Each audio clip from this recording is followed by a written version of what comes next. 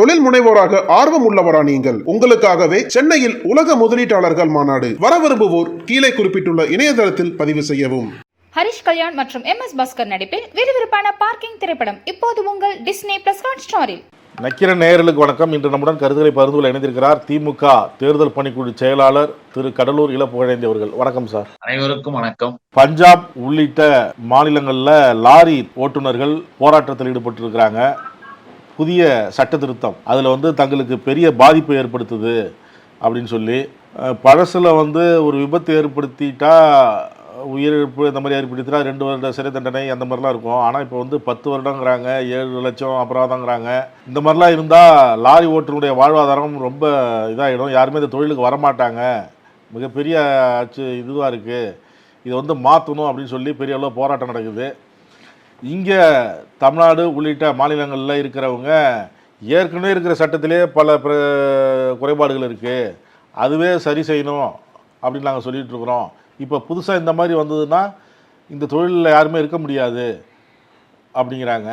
ஏற்கனவே என்ன சட்டம் இருந்தது, புதுசாக இவங்க என்ன சட்டம் கொண்டு வராங்க, ஏன்னா இது தொடர்பான வழக்குகளை நீங்கள் நிறையா நடத்திருக்கீங்க, அதனால் கேட்குறோம். 304A IPC rash and negligent manner, கவனமின்மையாலும் கவனக்குறைவாகவும் ரேஷாக அதிகபட்சமான வேகம் ஸ்பீடில் போயிட்டு கவனம் இல்லாமல் ஏற்படக்கூடிய விபத்துக்களுக்கு 304A, அதுல மரணம் அடைகின்ற பொழுது பலியாகின்ற பொழுது 304A வரும். காயங்கள் அடைகின்ற பொழுது 337 இருக்கும், அப்புறம் 338 இருக்கும். அதாவது கிரிவியஸ் இதுன்னு இருக்கு காயங்கள்ல. 338, 337, 304A இப்படி இருக்கு. இப்ப என்ன அதுல உனக்கு இப்ப இருக்கக்கூடிய இந்த மாற்றத்திற்கு என்ன காரணம், என்ன அவசியம், இதுல என்ன அவசரம்? இதுதான் நம்முடைய கேள்வி. பாரதிய ஜனதா என்பது ஏற்கனவே இருக்கின்ற தண்டனை சட்டங்களை, இப்ப IPC-யாக இருந்தாலும் சரி, எவிடன்ஸ் ஆக்டாக இருந்தாலும் சரி, CRPC-யாக இருந்தாலும் சரி, எல்லாவற்றையும் ஒரு நேரத்தில் உட்கார்ந்து 3 பேரையும் பேரை மாத்திட்டு, அவன் என்ன IPC-னா இந்தியன் பீனல் கோடு தானே வச்சான், இந்தியன் எவிடன்ஸ் ஆக்ட் தானே வச்சான், இன்னும் English evidence act English penal கோடுனா வச்சான், இல்லைன்னா இங்கிலாந்து பிரிட்டிஷ்னா வச்சா? இல்ல, இந்தியன் பீனல் கோடு தான் அவன் பேர் வச்சது கரெக்ட். இவர்களுக்கு அந்த இந்தியா என்றால் வலிக்கிறது, இந்தியா என்ற பெயரை காட்டாலே பயம் வருகிறது. அதை இந்த சட்டத்திலேயே இந்தியா என்ற பெயரை எடுத்துட்டு பாரதிய என்ற பெயரை நுழைச்சி சமஸ்கிருதத்தையும் வடமொழிகளையும் போட்டு யாருக்கும் புரியாத மாதிரி வச்சிருக்கானுங்க. அதுல தான் இந்த திருத்தம். இந்த திருத்தம் என்பதுல இப்ப என்ன நான் கேட்கிறேன், இப்போ 10 வருடமா சிறை தண்டனை, 7 லட்சம் ரூபாய் ஃபைனா. யாருக்கு? உழைப்பாளிகளுக்கு, தினசரி மிக கடுமையாக வாழ்க்கையில் போராடி கொண்டிருக்கிற ஓட்டுநர்களுக்கு. அந்த டிரைவர்ஸ் அப்படின்னு சொன்னாலே ஒரு வெளிப்படையா எல்லாருக்கும் தெரியும், கடுமையான உழைப்பாளிகள். அவங்களுக்குன்னு குடும்பம் இருக்கு, அவங்களுக்குன்னு வாழ்க்கை இருக்கு. அவர்களுடைய வாழ்க்கையிலையும் கூட தினசரி எச்சரிக்கையாக இருக்க வேண்டிய கட்டாயம் இருக்கு. ஏன்னா விபத்துல அவங்க உயிர் கூட போகலாம். இதெல்லாம் சட்டத்தை ஏற்றவன் பார்க்கணும். விபத்துல அவங்க உயிர் கூட போகிறதுக்கான வாய்ப்புகள்லாம் இருக்கு. இந்த சூழ்நிலைகளில் எதிர்பாராமல் நடக்கிறதுக்கு பேர் தான் விபத்துன்றது. விபத்து என்பது பிளான் பண்ணி இன்டென்ஷனோட அப்படியே போய் இவனை அடிக்கணும், அவனை உடைக்கணும், அப்படிலாம் செய்யறதுக்கு பேர் இல்ல ஆக்சிடென்ட். ஆக்சிடென்ட் என்பது தவிர்க்க முடியாமல் சில நேரங்களில் எதிர்பாராத விதமாக நடப்பதற்கு பேர் தான் விபத்து, ஆக்சிடென்ட். அப்படி வருகின்ற பொழுது ஏற்கனவே இருக்கிற சட்டத்தில் இருக்கிறதே அவர்களுக்கு எச்சரிக்கை தருகின்ற விதமாகவும் கவனமா போங்கன்றக்கும் அது போதுமான அளவு இருந்தது. ஆனால் இப்ப 10 வருஷம் 7 லட்சம் அப்படி என்று வருகின்ற போது இதற்கு பின்னணி என்ன, இதற்கு நோக்கம் என்ன? எதுக்காக கேட்கிறோம்னா, பாரதிய ஜனதா கட்சி வந்ததுல இருந்து இந்த சட்ட திருத்தம் என்ற பேர்ல இவனுங்கள் இது செய்து கொண்டிருக்கிற கோளாறு, இந்த ஓட்டுநர்களுக்கு டிரைவர்களுக்கு எதிரான இந்த சட்டம் இருக்கு பாருங்க, இத சுமார் 150 MPக்களை சஸ்பெண்ட் பண்ணிட்டு, பார்லிமெண்ட்ல சஸ்பெண்ட் பண்ணிட்டு அந்த கேப்ல பாஸ் பண்ணிக்கிட்டது இது. அது இதே போல என்ன பண்ற பாருங்க, ஏழைகளை. அதத்தான் நம்முடைய ராகுலும் சொல்லியிருக்கிறாங்க, மல்லிகார்ஜுன் சொல்லியிருக்காங்க, நம்முடைய தலைவர்களும் சொல்லியிருக்காங்க. ஏழைகளை வாட்டி எடுக்கக்கூடிய சட்டங்கள், ஏழைகளுக்கு தொல்லை தரக்கூடியது, குறிப்பாக உழைப்பாளிகள். இவர்களுக்கு என்ன அர்த்தம்? பிஜேபினா ஆளுமை, பிஜேபி என்றால் உயர்ந்தவர்கள், முன்னேறிய வகுப்பார், அவங்களுக்கு கல்வி, அவங்களுக்கு வேலை, அவங்களுக்கு வாழ்க்கை எல்லாம் அவங்கள உச்சத்துக்கு கொண்டு போக அடுத்த கட்டமாக இருக்கிற மக்கள் அத்துணை பேரையும் அவன் இரண்டாம் கட்டமாக பார்க்கிறான் என்பதற்கு இது ஒரு உதாரணம். இன்னொன்னு தெரியுங்களா? அரசு மருத்துவமனைகளில் இப்ப நேத்து ஒண்ணு போட்டிருக்காங்க, நேத்து முந்தா நாள் அரசு மருத்துவமனைகளில் என்ன தெரியுமா? ஐசியூ வார்டு, தீவிர சிகிச்சை பிரிவு. தீவிர சிகிச்சை பிரிவுனா என்ன டாக்டருக்கு தெரியாதா? இல்ல இவ்வளவு நாள் எல்லா இடத்துலயும் வந்து சிகிச்சைகள் கொடுத்தது இல்லையா? இப்ப என்ன ஆச்சு இவனுங்களுக்கு? ஏன் இப்படி எகிரி குதிக்கிறானுங்க? இப்ப என்ன பண்றானுங்க தெரியுமா? தீவிர சிகிச்சை ஐசியூ வார்டுல சேர்ப்பதற்கு கூட சில விதிமுறைகள், சில நிபந்தனைகள், இதெல்லாம் தேவையா? யார் அங்க வர்றது அரசு மருத்துவமனைக்கு? பணக்காரங்களா? வசதி படைச்சவங்களா? இல்லை, ஏழைகள்.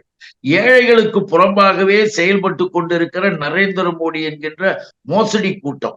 இந்த கேடிகளுக்கு இதெல்லாம் யார் சொல்லி கொடுக்கிறது? RSS. இதனுடைய அடிப்படை என்ன? ஒரு வகுப்பாரை, ஒரு குறிப்பிட்ட ஏழ்மை நிலையில் இருப்பாரை அப்படியே கீழே போட்டு அப்படியே வைக்கிறதுக்கு பேர் தான் இந்த மாதிரியான வேலைகளை அவர்கள் செய்து கொண்டிருக்கிறார்கள் அர்த்தம். இப்ப RSS இதெல்லாம் சொன்னான்னு சொல்றோம். ஐசி வார்டுல என்ன தெரியுங்களா? கிளீனா இதய நோய், பெரிய அறுவை சிகிச்சை செய்தவர்களுக்கு ஐசியூ வார்டு கொடுக்கலாம். ஆனால் நோயாளி வேண்டாம்னு சொன்னாலோ, நோயாளியின் குடும்பத்தவர்கள் வேண்டாம் என்று சொன்னாலோ அவர்களுக்கு உடனடியாக அவங்கள வெளியில அனுப்பிடு, டிஸ்சார்ஜ் பண்ணிடு, சேர்க்காதன்னு ஒண்ணு. அது எல்லாருக்கும் தெரிஞ்சதுதான். ஆனா அடுத்து ஒண்ணு வச்சிருக்கான் பாருங்க, விஷம். இந்த விஷத்தை சொல்லிக்கிட்டு எப்படா ஓட்டு கேட்க போறீங்க நாட்டு மக்கள்கிட்ட? எதுக்கு இந்த மாதிரி அநியாயம் பண்றீங்கன்னு எல்லாருமே வயிற்றெரிச்சல கொதிப்பாங்க. அடுத்து என்ன தெரியுமா செய்யறவங்க? ஒருவர் இறந்து போய் விடுவார், எவ்வளவு சிகிச்சை கொடுத்தாலும் அவர் தேற மாட்டார், சிகிச்சையால் சரி செய்ய முடியாது அப்படின்னு யாராவது டாக்டர்ஸ் நினைச்சா அவங்களுக்கு ஐசியூ வார்டு கொடுக்க வேணாம், தீவிரவாத சிகிச்சை வேணாம், உடனே அவங்களை வெளியே அனுப்பிடுங்க. இது ஒண்ணு. இப்போ இவைகள் எல்லாம் யாரை பாதிக்கும்? இப்ப என்ன ஐசியூ வார்டுல வந்து டாக்டர்ஸ் வந்து என்ன தப்பு பண்ணிட்டு இருக்காங்களா? இல்ல. இதுல என்ன ரகசியம் இருக்கு தெரியுங்களா?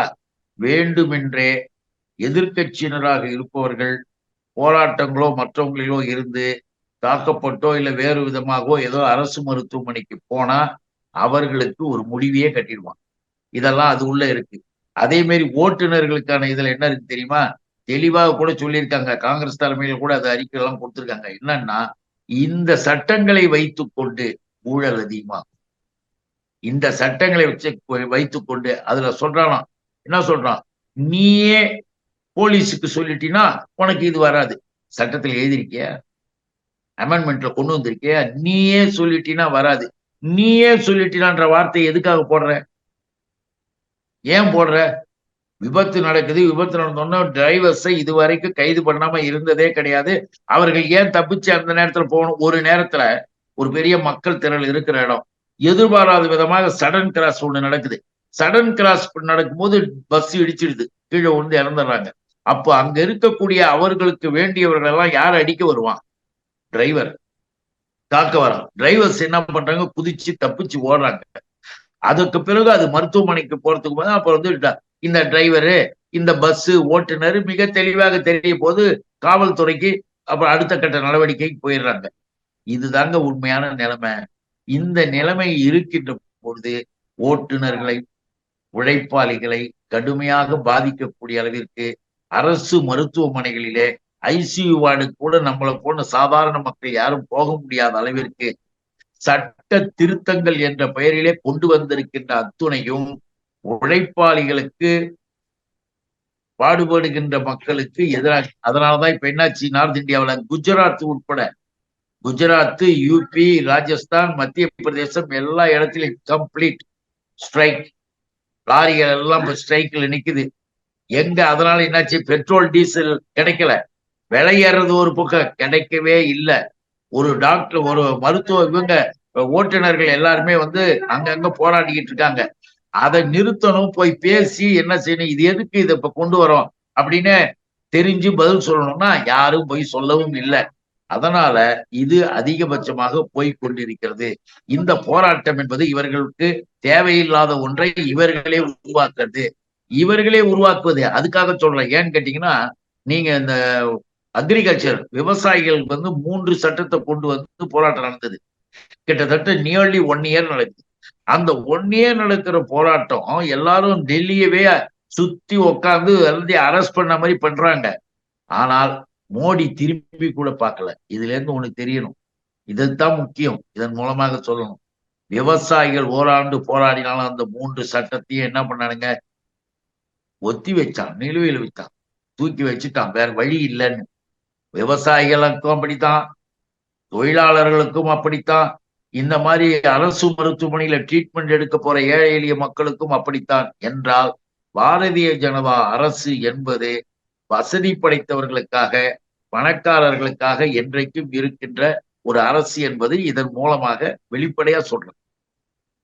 இது வன்மையா கண்டிக்கத்தக்கது. இதை உடனே அவன் மாற்றி ஆகணும். நிச்சயமாக மாற்றாம விட மாட்டாங்க ஓட்டுநர்கள். நீங்க வேணா பாருங்க. இப்ப மத்திய பிரதேசத்துல என்னாச்சு தெரியுங்களா, ஸ்கூல் பஸ் எல்லாம் நின்று போச்சு. பசங்களாம் ஸ்கூலுக்கே போகலன்றான். அது ஒரு ரிப்போர்ட்ஸ் வந்திருக்கு. இப்ப எல்லா மாநிலத்திலும் இது தொடர்ந்து நடக்குது. இப்ப அடிப்படை இந்தியாவினுடைய பொருளாதாரத்தின் முதுகெலும்பாக இருப்பது போக்குவரத்து. அந்த முதுகெலும்பாக இருக்கக்கூடிய போக்குவரத்து நடத்துவது ஓட்டுநர்கள். அவங்களுடைய முதுகெலும்பை உடைக்கின்ற வேலையை செய்கின்ற இந்த அநியாயக்காரர்களை நம்ம எங்க போய் சேர்ப்பது? இவர்களை விரட்டி அடித்தால்தான் இந்தியாவிற்கு விமோசனம். டெல்லியில் ஆம் ஆத்மி தலைமையிலான ஆட்சி நடக்குது. முதலமைச்சராக கெஜ்ரிவால் இருக்கிறார். அங்கே புதிய மதுபான கொள்கை, இந்த விவகாரம் அங்கே ஓடிக்கிட்டு இருக்கு. இதில் பலர் கைது செய்யப்பட்டிருக்கிறாங்க. சில விசாரணைகள்லாம் நடந்திருக்கு. இந்த நிலையில் இந்த விவகாரம் தொடர்பாக கெஜ்ரிவாலுக்கு அமலாக்கத்துறை சம்மன் அனுப்பியிருந்தது. அதை அவர் அவர் 2-3 முறையாக அவர் பெருசாக எடுத்துக்கல. இந்த நிலையில் இந்த சம்மன் குறித்து ஆஜராகி விசாரணையில் அவர் ஈடுபடலை அப்படின்ட்டு கைது நடவடிக்கை இருக்கலாம் அப்படிங்கிற ஒரு தகவல் பரவிட்டு இருக்கு. இது எப்படி பார்க்குறீங்க? அதாவது இந்தியாவில் இருக்கின்ற அமலாக்கத்துறை என்பது கொஞ்ச நாளாக பாரதிய ஜனதா கட்சியினுடைய ஒரு துறையா மாறிடுச்சு. பாரதிய ஜனதா கட்சி என்ன நினைக்குதோ அதை அது செய்யுமா? அப்புறம் எதுக்கு அமலாக்கத்துறை? இப்ப என்ன டெல்லியில நடந்துகிட்டு இருக்கிறது என்ன? அந்த வழக்கு சம்பந்தமா ஏற்கனவே விசாரணை இருக்கு. 2 பேர் மேல வழக்கு போட்டுருக்காங்க, அரெஸ்ட் பண்ணிருக்காங்க, எல்லாம் நடந்துகிட்டு இருக்கு. இப்ப எல்லா வழக்குகளையும் போலதான் அதுவும். இப்ப சம்மன் அனுப்பின வேலையின் காரணமா வர முடியல, அடுத்து கோர்ட்ல நீங்க இது பண்ணீங்கன்னா அவங்க அழைப்பாணை கொடுத்தாங்கன்னா வர போறாங்க, முடிஞ்சு போச்சு. இது என்னமோ ஒரு அமலாக்கத்துறை உள்ள பூந்து என்ன அமலாக்கத்துறை ரைடு எதுக்கு எடுத்தாலும் போயிடுறதா? இப்ப உண்மையிலேயே இந்த மதுவிலக்கு கொள்கை சம்பந்தமாக யார் மேல நடவடிக்கை எடுக்கணும் தெரியுமா?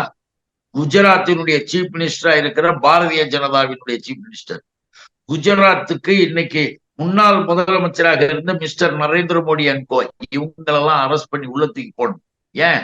காந்தி பிறந்த அந்த குஜராத்ல நேரு காலத்துல இருந்து மதுவிலக்கு என்பது அடிப்படையிலே வச்சிருந்தாங்க.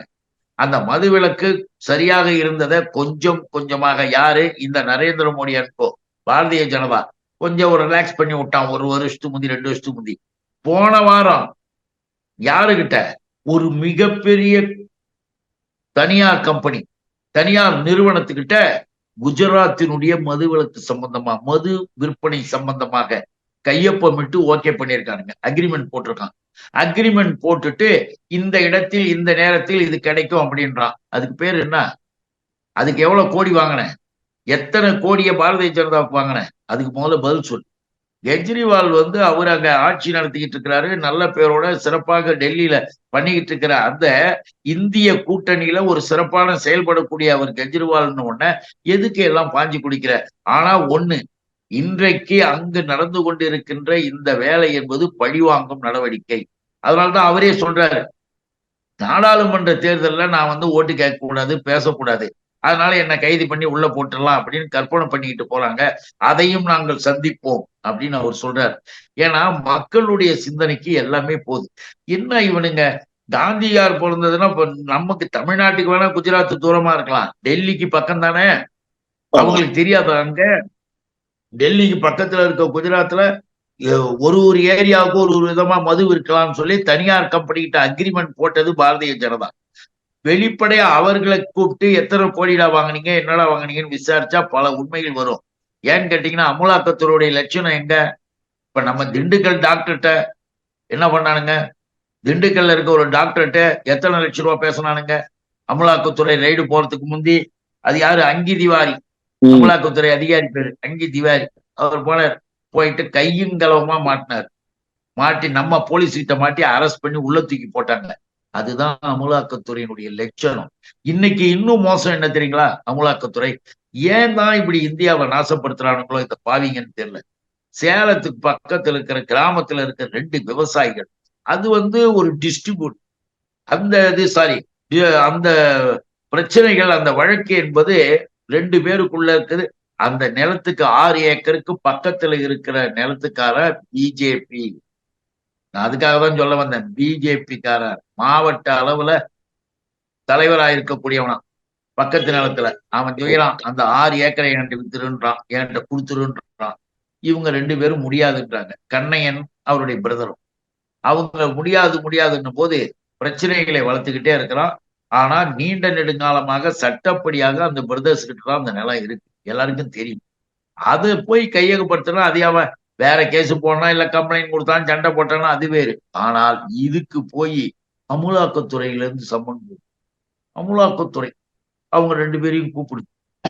அது அங்க நீங்க யாருடைய பினாமி, நீ எவங்கிட்ட பினாமி? யார்? அமலாக்கத்துறையில ஒண்ணு புதுசா உருவாக்குறான் இந்த நிலத்துக்காரன், பக்கத்துல இருக்க பிஜேபி காரன். இன்னைக்கு என்னாச்சு? விட்டாச்சு. பெரிய எதிர்ப்பு வந்தது, எல்லாரும் கடுமையாக பேசினாங்க. அவங்க மேல உண்மையின்மை செய்ய முடியாதுன்னு விட்டுட்டான். அப்போ அமலாக்கத்துறை என்பது பாரதிய ஜனதாவை சேர்ந்தவர்கள், ஏதாவது ஒரு அதிகாரிகோ ஒரு உயர் நிலையில இருக்கிறவன் எதை சொன்னாலும் உடனே அதை கேட்டுக்கிட்டு நடவடிக்கை எடுக்க வருவது என்பது இதன் மூலமாக தெரியுது. ஆக தொடர்ந்து பாத்தீங்கன்னா அமலாக்கத்துறை என்பது பாரதிய ஜனதாவின் ஒரு துறையாக, ஒரு அணியை போல அது விளங்கிக்கிட்டு இருக்கு. அது நல்லதுக்கு கிடையாது, கேடு. சட்ட திருத்தம் குறித்து முதல்ல பேசுனீங்க. இந்த ஓட்டுநர்களுக்கு உண்டான சட்டம், இன்னொன்று ஐசியூவில் வைக்கிறது, அந்த 2 இது சொன்னீங்க.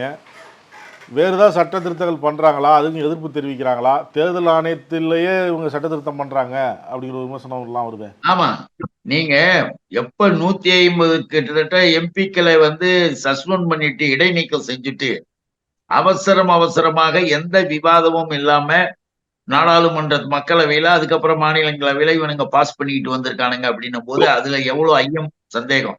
ஏன் இப்படி ஒரு நிலைமையை உருவாக்குறாங்கன்னு நமக்கு வரும். இதுல இன்னொரு கொடுமை என்னன்னு பாத்தீங்கன்னா, எப்படியெல்லாம் அரசாங்க ஒன்றிய அரசின் துறைகளிலே தங்களுடைய ஆதிக்கத்துக்கு கீழ் கொண்டு வர்றது, இதுதான் அவங்களுடைய பிளான். இப்ப தேர்தல் ஆணையம் இருக்கு. தேர்தல் ஆணையம் என்பது எந்த விதமான இதற்கும் கட்டாயத்திற்கும் கட்டுப்படாமல் தனித்துவம் பெற்றது. தனித்துவம் பெற்றதாக இருந்தாதான் அதனுடைய செயல்பாடு என்பதில் நியாயம் இருக்கும், மக்கள் நம்பிக்கையும் அதுல வரும். ஆனால் அப்படி இருந்த இந்த தேர்தல் ஆணையத்தை இவனுங்க என்ன பண்றானுங்க? ஒரு பிரச்சனை ஒண்ணு வந்தது, என்ன தெரியுங்களா? 2022 பஞ்சாப் மாநிலத்துல ஒரு ஆபீசர் இருந்தார், அருண் கோவல்னு சொல்லிட்டு. அருண் கோவல் அந்த ஆளு ஆபீசர் பஞ்சாப்ல. முதல் நாள் ரிசைன் பண்றாரு. எப்ப? 2022 நவம்பர் மாசம் 18ஆம் தேதி திடீர்னு வேலையை விட்டு ரிசைன் பண்றாரு. என்னங்க பெரிய ஆபீசர் இப்படி ரிசைன் பண்றாரு? மறுநாள் அவரை தேர்தல் ஆணையராக நியமித்தார்கள். அப்ப 2022 உடனடியா எல்லாரும் எதிர்ப்பு. அப்போ நீயே ஒருத்தரை ரிசைன் பண்ண சொல்லி அவரை மறுநாளே தேர்தல் ஆணையரா நியமிக்கிறதுல என்ன நியாயம் இருக்குன்னு சொல்லி பல்வேறு தரப்பினர் சுப்ரீம் கோர்ட்டுக்கு போச்சு. சுப்ரீம் கோர்ட்டுக்கு வழக்கு போனோடனே ஒரு ஜட்ஜி இல்ல, நீதியரசர் ஜோசப் தலைமையில 5 ஜட்ஜஸ் அமர்வு. அந்த அமர்வின் மூலமாக ஒரு தீர்ப்பு வெளியாகுது. அந்த தீர்ப்புல சொல்றாங்க தெளிவா, தேர்தல் ஆணையம் என்பது இந்தியாவில் இருக்கக்கூடிய மக்களின் நம்பிக்கைக்குரியதாக இருக்கணும். நம்பர் 1, நம்பிக்கைக்குரியா இருக்கிற தேர்தல் ஆணையத்துல எப்படி தேர்தல் ஆணையர்களை நியமிக்கணும்? Prime minister number 1. நம்பர் 2, மக்களவை எதிர்கட்சி தலைவர் நம்பர் 2. நம்பர் 3ஆக தலைமை நீதியரசர், உச்ச நீதிமன்றத்தினுடைய தலைமை நீதிபதி. ஆக இந்த மூவரும் உட்கார்ந்துதான் தேர்தல் ஆணையரை நியமிக்கணும், தேர்வு செய்யணும். தேர்தல் ஆணையர்களையும், தலைமை தேர்தல் ஆணையரையும் சரி, மற்ற துணையாக இருக்கிற தேர்தல் ஆணையர்களையும் அவங்க 3 பேரும் சேர்ந்துதான் தேர்வு செய்து நியமிக்கணும். சட்டம் வந்துருச்சு, தீர்ப்பு எல்லோரும் வரவேற்றார்கள். எல்லா வகையிலும் எல்லா நிலையிலும் இருக்கு. இந்த மாதிரியான சட்டம் இருக்கிற இந்த நேரத்துல இந்த சந்துல பூந்தானுங்க இந்த எம்பிகளை இடைநீக்கம் செஞ்சு 150 எப்படி நான் முன்னால 2 சொன்னேன், அதே மாதிரிதான் இதுவும் எம்பிக்களை எல்லாம் இடைநீக்கம் செஞ்ச நேரத்துல இத பாஸ் பண்றான். என்ன பாஸ் பண்றான் தெரியுமா? பிரைம் மினிஸ்டர், எதிர்க்கட்சி தலைவர், அடுத்ததாக உச்ச நீதிமன்றத்தின் தலைமை நீதி அரசர் என்பதை எடுத்துறோம். ஒரு சட்டமே எடுத்துட்டு அந்த இடத்துல பிரைம் மினிஸ்டர் நியமிக்கின்ற ஒன்றிய அமைச்சர். அப்போ பிரைம் மினிஸ்டர் நியமிக்கிற ஒன்றிய அமைச்சர் 2 பேர், ஒன்றிய அமைச்சரும் பிரைம் மினிஸ்டரும் ஆளுங்கட்சி ஆயிடுறாங்க. மக்களவை எதிர்க்கட்சி தலைவர் தனியா இருக்காரு. இந்த 3 பேரும் சேர்ந்து தேர்தல் ஆணையரை நியமிக்கலாம் சொல்லிட்டு சட்ட திருத்தம் கொண்டு வந்திருக்கான் அவசரமாக. அப்ப என்ன அர்த்தம்? தேர்தல் ஆணையத்தை இந்த பாசிச பாரதிய ஜனதாக்காரர்கள் எப்படி தங்களுடைய கெடுபிடிக்குள், தங்களுடைய கட்டுப்பாட்டுக்குள் கொண்டு வர்றதுக்கான வேலையை செய்திருக்கிறார்கள் என்பது இதன் மூலமாக தெளிவாக தெரியுது. அதனாலதான் இத ஜனநாயகத்திற்கே ஒரு ஆபத்தான முடிவுன்னு ஜட்ஜஸ் எல்லாம் பல கருத்துக்கள் சொல்லியிருக்காங்க. இது நல்லது இல்லை அப்படின்னு சொல்லியிருக்காங்க. மேட்ரு எகைன் கோர்ட்டுக்கு போகுது. அப்ப நீங்க பாருங்க, ஒவ்வொன்றாக நாடாளுமன்றத்துல எதுக்காக அப்ப எம்பிகளை சஸ்பெண்ட் பண்ணான்னு தெரியுதா? ஒரு பிளான் வச்சு செய்யறது எதுவுமே. இன்னைக்கு ஒரு குரல் கொடுத்தாங்க, இன்னைக்கு எதிர்த்து பேசினாங்கன்னா எல்லா நேரத்திலும் சஸ்பெண்ட் பண்ணா 1 நாள் 2 நாள் மறுநாள் வந்துருவாங்க. ஆனா இவர்கள் தொடர்ந்து அத்தனை எம்பிகளையும் ஏன் சஸ்பெண்ட் பண்ணா, ஏன் இடைநீக்கம் செய்தான் என்பதற்கு காரணங்களாக இப்ப இந்த 3 திருத்தத்தையும் சொன்னல, இந்த 3 இருக்கு, இன்னும் நிறைய இருக்கு. ஆக இப்படிப்பட்ட வேலைகளை, நாட்டு மக்களுக்கு எதிராக நடந்து கொண்டிருக்கின்ற இந்த வேலைகளை செய்திருக்கின்ற பாஜகவை, சட்டப்படி திருடுகின்ற பாஜக, சட்டப்படி மோசடி செய்கின்ற பாஜக, சட்டப்படி எல்லோரையும் ஏமாத்துவதற்கு முன்னணியில் நிற்கக்கூடிய பாஜக சட்டப்படியே செய்யும். நான் அப்படித்தான் செய்வேன்வார் மோடி, நான் அப்படித்தான் செய்வேன்வார் அமித்ஷா. இப்ப என்ன, ஏன் திருடுற அப்படின்னு கேட்டா, நான் திருடுவேன், நீ என்ன செய்வ அப்படின்னு ஒருத்த கேள்வி கேட்டா நாம என்ன பதில் சொல்ல முடியும்? அதை போல இந்த நாட்டிற்கு கிடைத்த கேடாக இந்த அரசு அமைந்திருக்கிறது என்பதற்கு இதெல்லாம் உதாரணம். கருத்துக்களை பகிர்ந்து கொண்டதற்கு நன்றி சார். நன்றி, வணக்கம். நக்கீரன் டிவிக்கு சப்ஸ்கிரைப் செய்யுங்கள். உங்கள் ஆதரவே எங்கள் பலம். ஆசிரியர்களுக்கு நண்பனாகவும் மாணவர்களுக்கு ஆசானாகவும் திகழும் தேர்வு வழிகாட்டி. ஒவ்வொரு பாடத்திற்கும் அனுபவமிக்க ஆசிரியர்களின் துல்லியமான தெளிவான விடைகள். CNC இருக்கு, தேர்வு பயம் எதற்கு? இது தீரன் பப்ளிஷிங் ஹவுஸ் விற்பனை வெளியீடு.